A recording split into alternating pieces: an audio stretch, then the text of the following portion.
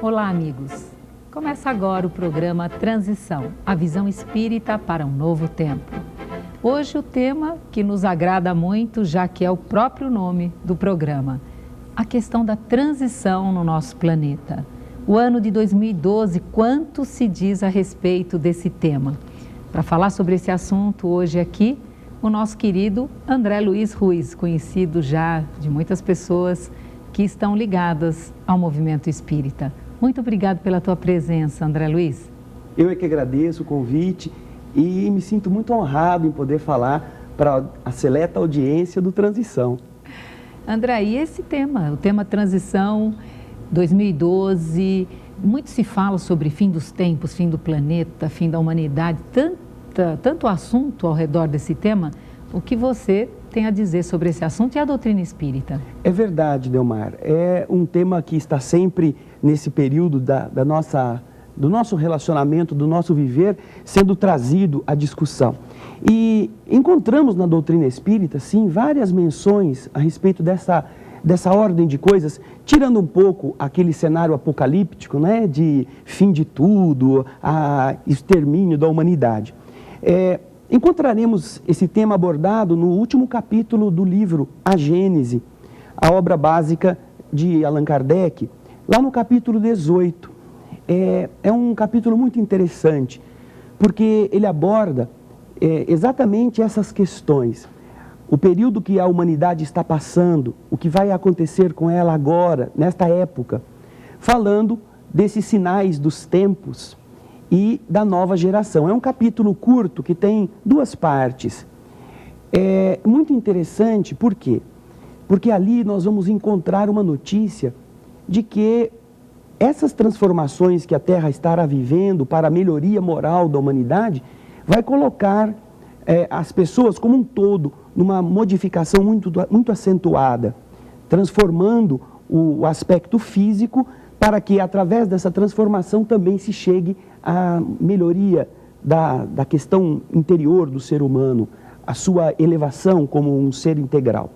E há interessantes comentários nesse capítulo de dois espíritos que trazem, Kardec coloca duas manifestações. A primeira do espírito Arago, falando sobre as influências planetárias, as transições, as trocas de forças que fazem com que as transformações aconteçam. Falando das repercussões de planetas sobre planetas, de sistemas sobre sistemas, de galáxias sobre galáxias, Arago nos dá uma ideia muito clara a respeito deste processo, dando quase uma noção de que não só as transformações geológicas ocorrerão por conta das próprias estruturas da Terra, como também vindas de situações externas que vão gerar esses processos de modificação. O certo é que vai haver uma necessária transformação de ânimo, de espírito. E esse capítulo a gente recomenda sempre. Repete o capítulo, o capítulo André. 18 Isso. do livro A Gênese, Perfeito. de Allan Kardec. É a quinta obra básica, a última que Kardec lançou ainda encarnado. Sim. A primeira edição é de janeiro de 1868. Então as pessoas poderão encontrar nessa obra, lá no final, no último capítulo, essas referências. Falando também da nova geração. Ali, Delmar, Kardec faz essa, vamos dizer, revelação, ou os espíritos fazem essa revelação, informando que todo este conflito que nós estamos vivendo, confusões na Terra, violência, os costumes parece que modificados de forma grotesca, eles são parte de uma mistura de duas gerações. A velha geração que está indo embora e a nova geração que está chegando. Então, há um conflito de ideias entre aqueles que fazem parte de uma velha maneira de entender a vida, de realizar os valores importantes, e os que estão chegando, renascendo como espíritos melhores, fazendo com que esses conflitos criem essas polarizações que nós temos visto. Você, como qualquer pessoa que está interessada nesses momentos difíceis da humanidade sabe como que as coisas estão estranhas, como que parece que este não é o mundo que nós gostaríamos de viver. Você podia dar alguns indícios? O que são esses conflitos? Como que você percebe, André? Mais do que indícios de conflitos, nós vamos daqui a pouquinho mostrar para os nossos telespectadores algumas imagens interessantes que apontam a situação presente da Terra como um momento que concentra essa transição.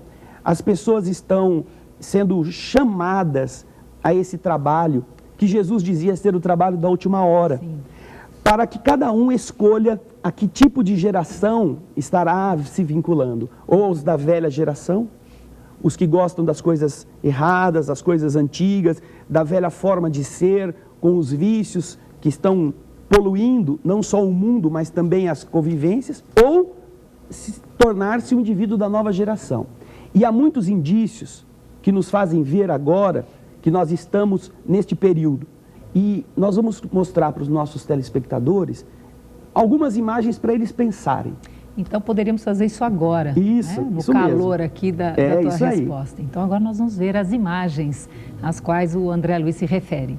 Você está vendo agora imagens referentes aos campos, às plantações na Europa e em diversos países que surgem da noite para o dia com estes desenhos, inicialmente atribuídos a pessoas que não tinham o que fazer, que eram pessoas que não dormiam de noite, que queriam impressionar. Agora, a complexidade de desenhos como este que você está vendo demonstra que isso não é possível ser feito assim, atabalhadamente, sem cuidados. Vejam a precisão, a beleza.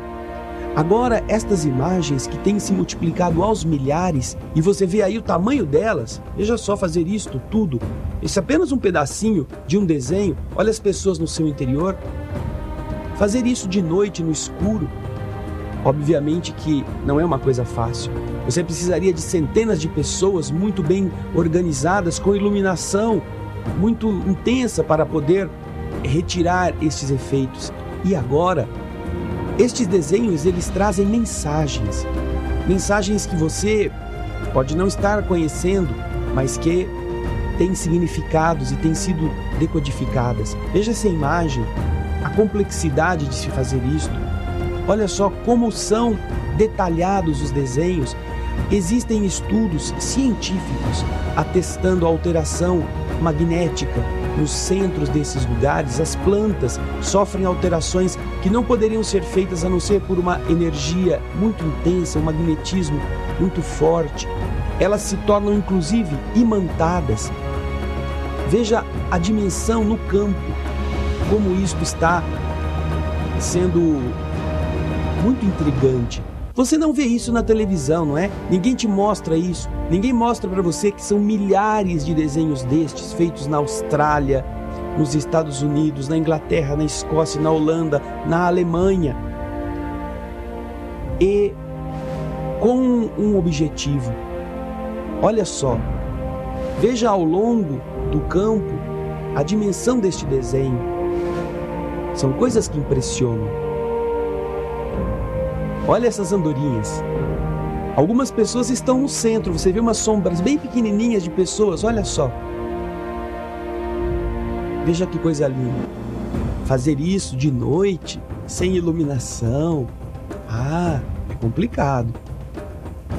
Veja agora essas luzes colocadas sobre os campos de maneira inexplicável. Elas aumentam, elas vibram, desaparecem de repente. Como esta. Agora você vê objetos que flutuam nesses mesmos lugares, pessoas que tinham ido ver os desenhos e que de repente constataram a presença de corpos estranhos, que brilhavam, que rutilavam e que depois desapareciam em uma velocidade tão grande como esta que você está vendo, que era difícil inclusive acompanhá-lo. Deve ser um passarinho. Veja só, se é um passarinho turbinado. Veja só a velocidade disso. Olha a imensidão lá atrás e a velocidade com que ele anda. Agora você vai ver um vídeo no qual essas mesmas bolas fazem o crop circle. Eles surgem no chão. Podem as pessoas dizer, isso aí é truque. Podemos imaginar que Jesus foi um truque também, que todas as coisas são invenções. Mas veja isso agora. Essa imagem é uma imagem tridimensional feita num campo de cultura. Olha só o rosto, olha só a mão segurando um disco. Esse disco que você está vendo agora. Esse disco parece um disco perfurado, não é? Foi feito na plantação, durante uma noite. De uma noite para o dia, isso apareceu. E isso é um código que tem essa mensagem, que foi traduzida. Cuidado com os portadores de falsos presentes e promessas vazias. Muita dor, mas ainda há tempo. Acreditem que ainda há o bem lá fora. Nós nos opomos aos enganos. A passagem está se fechando. Alguém nos está avisando de alguma coisa. Muita dor, mas ainda há tempo. Vocês estão vendo essa pequena ilha, que para nós é pequena, mas ela é imensa, bem no centro do globo. Svalbard. Nesse fim de mundo, vocês vão ver o que o homem está produzindo. A arca de Noé das sementes. Esculpir uma montanha no mais gelado círculo polar, esta que você está vendo a entrada, para guardar sementes de todas as plantas comestíveis da terra, daquelas que eles conseguirem arrumar. Por que será que estes países estão fazendo isto? É apenas por curiosidade. Você sabe quanto custa fazer um negócio desse? Como nos Estados Unidos estão fazendo perfurações em cavernas do Missouri, construindo câmaras imensas para milhares e milhares de pessoas. Vejam só, alguma coisa está motivando países a fazerem esse tipo de projeto, a tomarem essa iniciativa. E é nobre, é muito bom, claro, guardar sementes é excelente, mas não é estranho que tudo isso esteja acontecendo assim? Sem uma maior explicação? Deu vontade de guardar sementes. Você pode não acreditar em nada, mas somam-se os fatores e nós começamos a ver por que será que estas coisas acontecem. E aí, o que vocês acharam dessas imagens? Nos fazem refletir, pensar, não é mesmo? Agora, uma questão importante é que Chico Xavier, ele falava a respeito do planeta Chupão. E aí a questão é, será uma realidade a existência de um corpo celeste que vai fazer a limpeza moral dos habitantes aqui na Terra, André? Essa pergunta é interessante, Delmar, porque se nós observarmos a história de todas estas realidades que acabaram se transformando depois em lenda, o que nós vamos encontrar? Nós vamos encontrar, por exemplo, os sumérios, os babilônicos, os caldeus, os egípcios, falando sobre um astro que chamavam de Nibiru ou de Marduk. Vamos encontrar na Bíblia o profeta Daniel falando sobre um corpo estranho, a quem denomina de abominação da desolação. Este profeta é citado por Jesus quando também nos evangelhos canônicos se refere à abominação da desolação, quando esta abominação da desolação estiver nos lugares que não deveria estar. Encontramos Jesus falando sobre isso. Encontramos João Evangelista no Apocalipse falando de um planeta, de um astro a quem ele chama de Absinto. Depois vamos ver narrativas de Nostradamus, que não é religioso de nenhuma das vertentes conhecidas, referindo-se a um astro a quem ele atribui transformações muito grandes na humanidade, a quem ele denomina o Rei do Terror. Depois os maias citam este evento atribuindo a ele este período em que estamos vivendo agora, de final de contagem de tempo, encontraremos nos esotéricos esse planeta identificado pelo nome de Hercólubus. Os esotéricos falam disto. Vemos a ciência procurando o planeta X. A ciência chama este astro de planeta X. Os espíritas, ou espiritualistas, como queiram, também falam disso. Não é segredo para ninguém a menção de Ramatiz ao astro higienizador, ao planeta intruso, e Francisco Cândido Xavier falando do planeta Chupão. Tudo isto são notícias, todas estas são notícias que falam sobre um corpo estranho que vai fazer uma passagem próxima à Terra, produzindo este momento de separação entre as criaturas. E agora, nesta pergunta, nós temos algumas imagens interessantes que também gostaríamos de apresentar. Por quê? Porque vocês não vieram aqui para ver a minha cara. Nós não queremos tornar enfadonho o programa. Mas você vai ver coisas que nós pedimos que você pense, porque são muito interessantes e a televisão não tem mostrado. Antes dessas imagens, nós vamos a um breve intervalo, mas você continua ligado no programa Transição, a visão espírita para um novo tempo. Voltamos já.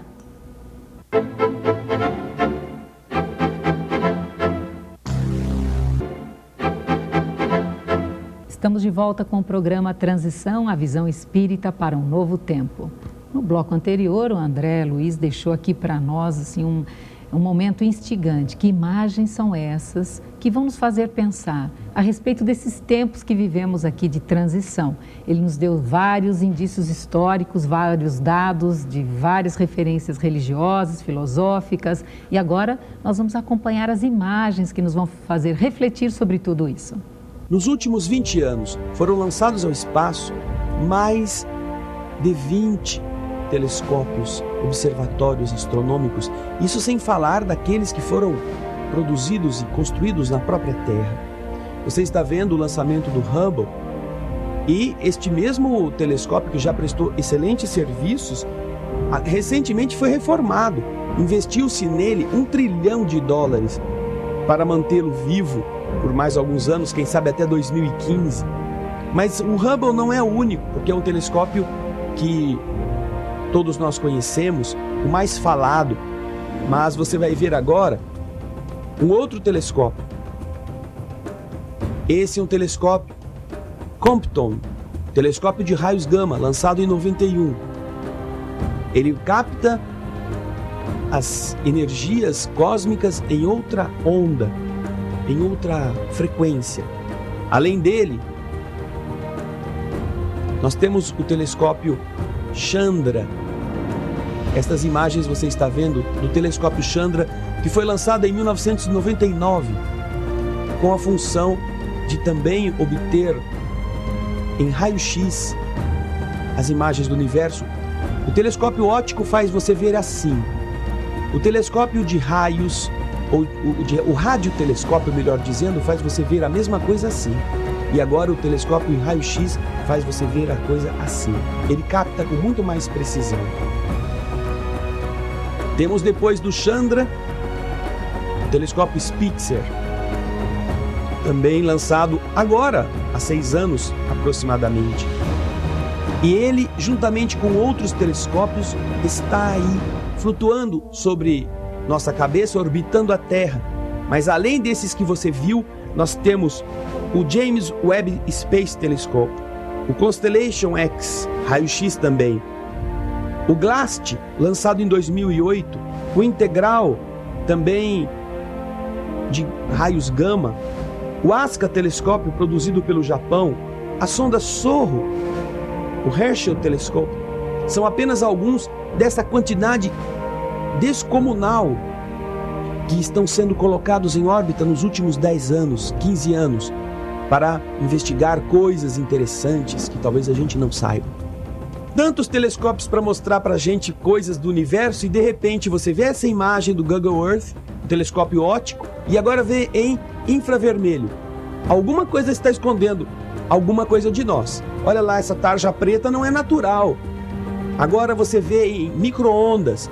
Há alguma coisa por detrás daquela tarja preta que a gente não pode ver. Por que será?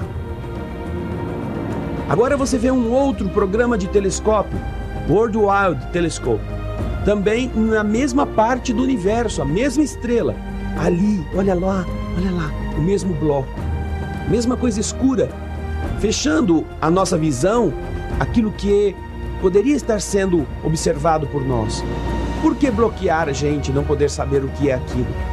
Mas, veja só, o outro, o Wiki Sky, na mesma parte do universo, a mesma estrela para servir de orientação e agora também em infravermelho, o mesmo bloqueio. No interior você vê uma imagem escura que não deixam a gente saber o que é. Mistérios, não? Eu gostaria que o André agora fizesse alguns comentários a respeito das imagens, André. Vocês puderam ver algumas coisas interessantes. O grande conjunto de laboratórios, de telescópios colocados no espaço, mas nós não mostramos porque não havia muito tempo, mas existem hoje esforços dos países mais desenvolvidos em construção, já estão prontos, inclusive, telescópios, observatórios astronômicos nas regiões polares. Os Estados Unidos têm, a França também, observatórios que localizados nesta região, a gente pergunta por que ali, depois de tantos telescópios já postos flutuando à nossa volta, porque há um indício na tradição dessa vinda deste planeta que ele só começará a ser visível a partir do hemisfério sul, porque ele tem uma órbita diferente, uma órbita inclinada em relação ao plano dos planetas que giram em torno do Sol. E ele só será visível inicialmente a partir do hemisfério sul. Em nenhum lugar mais adequado para se fazer essa busca, senão os telescópios colocados no Polo Sul. Agora, você viu também que com tantos telescópios flutuando por aí, nós estamos impedidos de ver determinadas áreas do espaço. Algumas coisas estão bloqueando a visualização de coisas que deveriam estar sendo visíveis. Com tantos telescópios para facilitar isso, por que os programas de computador não podem revelar ao que quer buscar isso as imagens do que está por detrás?